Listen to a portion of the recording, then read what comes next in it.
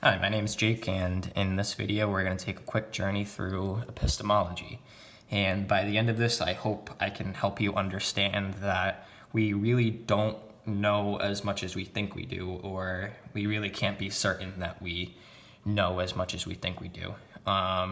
So to start off, I think it's best to define epistemology first, and that is the study of the theory of knowledge, which means that epistemologists study what knowledge exactly is, how do we define knowledge, how do we possess knowledge, what sort of paths we take to attain knowledge, and how much knowledge we exactly have.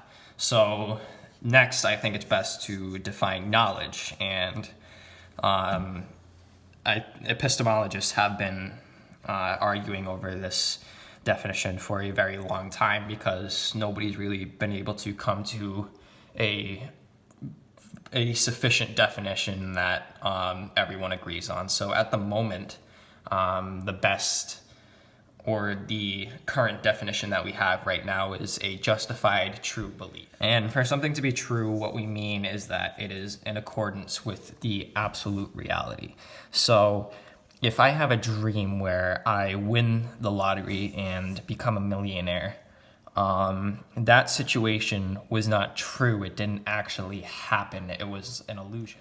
And when we say somebody believes something, that means they accept the claim as true or most likely true. So with all of these vocab words defined, I'll give an example of a justified true belief.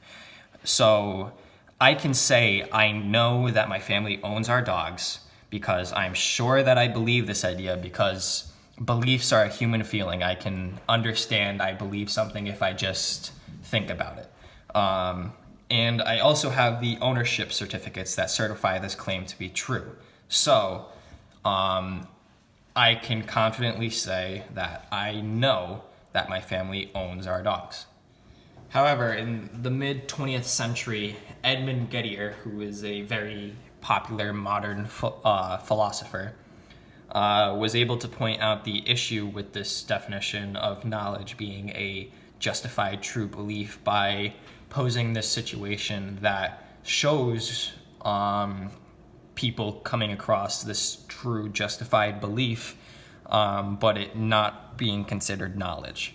So it basically goes like this. If we are traveling in a desert and are suffering from heat stroke, meaning that we can fall victim to seeing illusions in the distance, and we end up seeing a mirage that convinces us there's water over there, but we go over there and still find water under a rock, we could not have correctly said we knew there was water in that spot because we just got lucky. This definition was also proven to be flawed by René Descartes, who is considered to be the father of modern philosophy, and the man who we recognize as who said, "I think, therefore I am." And in his first meditation, he starts off by coming to the conclusion that his reason tells him that he should withhold opinions on claims until he knows that they are completely certain and indubitable, which means they cannot be doubted. Which is sound at first because obviously he's trying to just make sure that he doesn't start holding opinions that are wrong and that are later proven to be false. However, later on, he begins to realize that he doesn't have a good way of distinguishing being awake from being asleep. I can even go further and say that we aren't even fully certain that this reality that we are perceiving right now isn't just an illusion put across by a manipulative demon. So because we can never be fully sure that what we perceive is an illusion or that what we remember didn't happen in a dream, we almost cannot claim to know anything. I think we can all agree that concluding that we cannot claim to know anything, therefore we should just give up, is obviously a very stupid idea to hold. So I think we should figure out where to go from here. And I think the best way to do that is to start at the beginning again. So let's go back to that example where I said that I knew that my family owns our dogs. Now, I don't think anybody would dispute that if they were living in this reality, because I clearly do. Like, it is a fact in this reality that when you sign the certificate to own an animal, you therefore own that animal. So how can I not say that I know that I own my dog? Well, I can. It's just I have to redefine what I think of as knowledge, because before we defined knowledge as a justified true belief. And that, of course, includes the adjective true, which is the whole reason why we were having the issue before. How do we know what is true? How do we know that what we're perceiving is the true reality and not just an illusion? And the answer to that, which we found earlier, was that we can't. We can't be completely certain that what we're seeing isn't an illusion. So the new term that we're going to be using is going to be knowledge with a lowercase k instead of an uppercase K, to signify that this belief is not held with 100% certainty, but is pretty much justified to a point where almost anybody in this reality would not dispute it. And the first definition that we're going to be using to define this lowercase k knowledge is when two defined ideas are correctly related. So if I go back to the example that I put across earlier to show that I know my dog, I can now, with this new definition, correctly say that I can confidently say that I know I own my dog, because I know that to own a dog, you have to sign a legal contract. And because our family has a legal contract that certifies our ownership of these dogs, I know we own these dogs, because there is no possible conclusion that we could come to otherwise. Otherwise, it would just be contradictory, because if somebody else owned the dog and I had the contract, then there would be an issue there. More examples of these are sentences such as, all triangles have three sides. 3 times 5 equals half of 30, which is equal to 15. And either it's raining or it isn't. These are true by definition because we have defined triangles to be a shape with 3 sides. So it is physically impossible to find a triangle with less than or more than 3 sides because of the definition. The issue with this sort of knowledge, though, is that these ideas that we're directly relating are intrinsically rooted in our reality, meaning that outside of it, it may not have the same sort of value. For example, if I bring up the game of chess and tell you that no rook can move diagonally, I think you would agree, because in order to play the game of chess, you must follow the rules, and the rules say that rooks can only move forward, backwards, or sideways. So although these ideas are true by definition, believing these ideas still wouldn't mean that you have capital K knowledge, because, again, these ideas that we are correctly relating to get these truths are still rooted in our reality, just like how the idea that rooks can't move diagonally is rooted in the reality of chess. Another way to define this lowercase k knowledge is to have a belief that is sufficiently justified to a point that one is completely certain. So examples of these are pretty easy to find, like the sun will rise tomorrow, the earth is round, and time is linear. I don't think really anybody who has correctly working senses would dispute these, because this is exactly how we find these truths.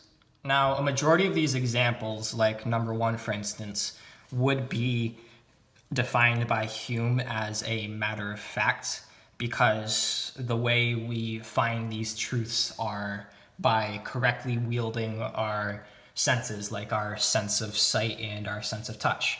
So in order to understand that number one is correct, all we really need to do is watch the sun's behavior and see that it will constantly rise and descend. It's the same thing for number three. Anybody who has a working set of senses would be able to understand that time really only has, or we have come to understand that time really only has one path. We can't have time break off into two different paths and still be experiencing the same time. Time doesn't increase in magnitude, like the speed of time doesn't increase in magnitude, it doesn't decrease, it is constantly at the same pace. However, there's also an issue with this sort of knowledge as well, when we start to consider the theory of multiple dimensions, for example, which is posed by string theory, and also many other theories. But popularly in string theory, it is believed that there might potentially be 10, 11 dimensions. There are even some theorists who think there could be like 24. But it is all agreed by every single person who knows this topic sufficiently and agrees with it, that perspectives in different realities change. You can't perceive something the same as a 2D object like you can as a 3D object. To clarify, I'll try and put myself in the perspective of this two-dimensional circle on the left and try and look at the other two-dimensional circle on the right. And if you do this, then you should understand that all the circle sees is a line. It doesn't see what we see. We can't, it can't see this entire circle, including the inside of it. It would have to go around the entire circle to understand that it's uniform. And even then, it still couldn't even process what we see, because it can't put all of these perspectives together and put it into one like we can. I think you yourself can even understand how limited our view is as a three-dimensional creature with two-dimensional vision. And to prove that we have two-dimensional vision, all you really need to do is show that what you can see can be put on a two-dimensional piece of paper. But moving past that, a fourth dimensional being would be able to see everything that we see, every single perspective that we could possibly see, and all together in one. Whereas we would need to go about each third dimensional object and look at it from multiple perspectives to even come close to an understanding of what it looks like. So because this issue continues from dimension to dimension, and because we still aren't completely certain that this third dimensional reality isn't the absolute reality, we still can't say that we know that the earth is round or that we know time is linear. And again, that's only saying we can't say we know with a capital K that these things are true. We can still say that we know with a lowercase k that these things are true, because this reality is the only thing that we have come to understand. And from what we understand at the moment, it will be the only reality that we'll come to understand. So that means that these pieces of lowercase k knowledge that we possess are still of value because, again, this reality may possibly be the only thing that we'll come to understand, meaning that these truths, trying to understand capital T truths, wouldn't really be of value to us because we aren't in that absolute reality where these capital T truths come from. So I hope by now I've helped you to understand that we really aren't as certain of things as we think we are, because there are very clear limits to human understanding. All we really have are our beliefs about the world and ways to justify these beliefs. Coming to understanding with that idea, I hope puts a much greater emphasis on the need to question basically everything, not even just our beliefs and whether or not they're justified. This should really emphasize that questioning in general is of extreme value, which is all that philosophy really is. So if you do want to continue researching things that will maybe help you digest what you've learned today a little bit easier, I do believe that researching the ways of logic and researching what justifies a belief and what doesn't, specific on the idea of specifically what doesn't, researching into logical fallacies, I think is of extreme importance. And this even goes for people who like to consider themselves to be extremely logical or rational, which, surprise, surprise, is probably everyone out there, because logic isn't a class that we've taken. We really haven't come to exactly learn what philosophers have thought about on the topic of rationality, really in any class. We've really only come to improve our rationality through everyday life. So to think that really everyone kind of has like a perfect logical mindset right now, it would be crazy. And to agree with that, you really have to look at all the people out there who are being manipulated in a multitude of circumstances. I hope the Gettier problem helped emphasize for you how easy it is for us to be deceived because of how limited our understanding is as humans. So yeah, that's the end of our quick journey through the vast topic that is epistemology, a topic that still is going on today, meaning that